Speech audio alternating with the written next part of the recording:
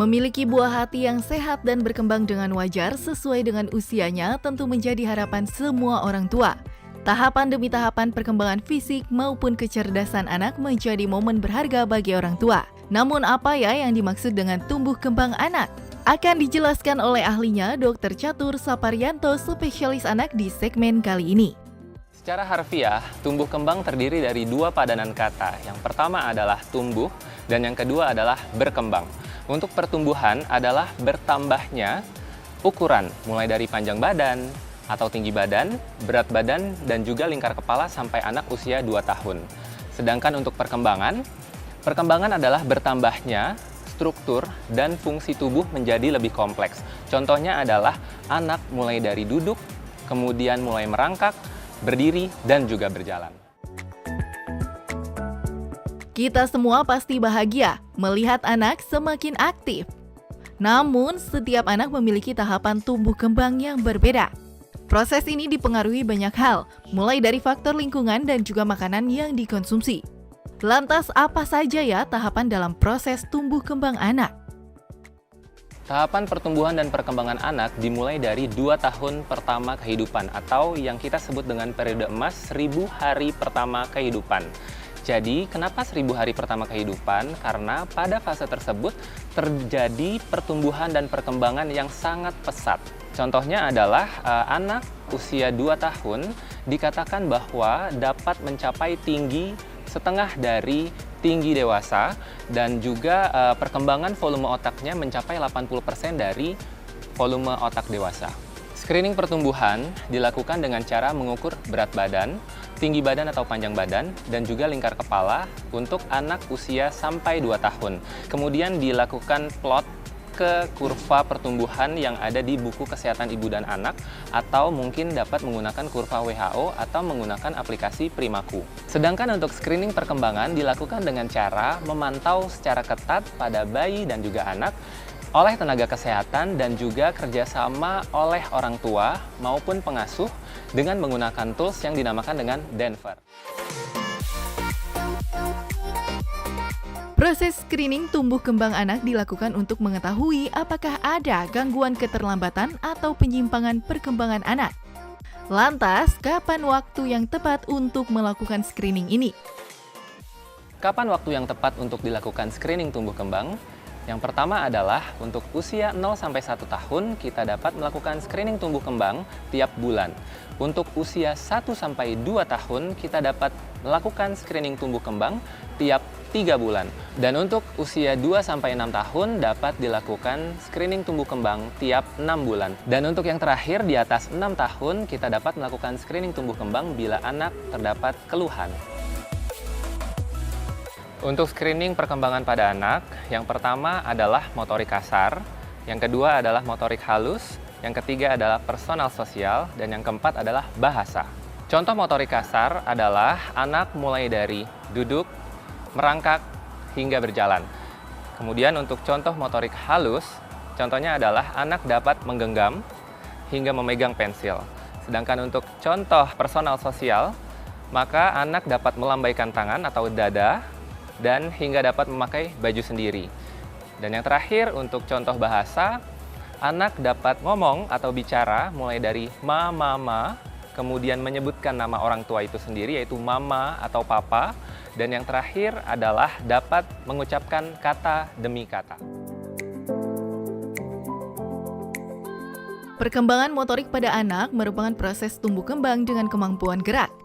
Biasanya ditandai dengan anak sudah mulai dapat tengkurap atau merangkak. Lalu bagaimana ya dok cara melatih motorik anak sejak dini? Cara menstimulasi motorik kasar salah satunya adalah pada anak atau bayi usia 0-3 bulan, kita dapat menggantungkan suatu mainan yang berwarna di atas kepalanya, kemudian kita putarkan mainan tersebut sehingga bayi dapat melihat mainan tersebut. Kemudian untuk 3-6 bulan, contohnya adalah targetnya bayi dapat tengkurap sendiri. Jadi kita dapat baringkan bayi tersebut, kemudian nanti kita sediakan mainan di sisi kanan atau di sisi kiri sehingga bayi dapat melihat stimulasi agar bayi dapat tengkurap sendiri. Dan untuk usia 6-9 bulan, bayi diharapkan dapat duduk dengan sendiri. Jadi dapat kita stimulasi dengan cara kita dudukkan bayi tersebut dan kita dapat berikan mainan di depannya agar leher dan juga daerah tulang punggungnya kuat sehingga dapat duduk sendiri.